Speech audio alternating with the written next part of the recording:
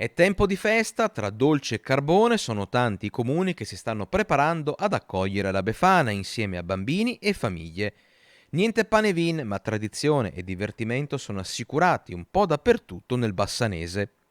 Partiamo proprio da Bassano, che il 6 gennaio, dalle 14:30, organizza in Piazza Libertà giochi, intrattenimenti, musica e majorette.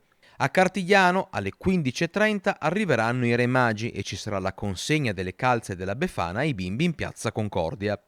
A Tezze sul Brenta si festeggia nel pomeriggio al Parco dell'Amicizia, mentre alle 18 a Rossano Veneto Villa Caffo si trasformerà nella Casa della Befana con falò e regali.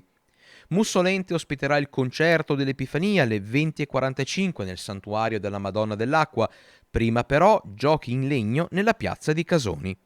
Marostica fa un plan di eventi, curling di pignate in piazza e Befana che farà tappa a Valle San Floriano, San Luca, Quartiere Panica e San Benedetto.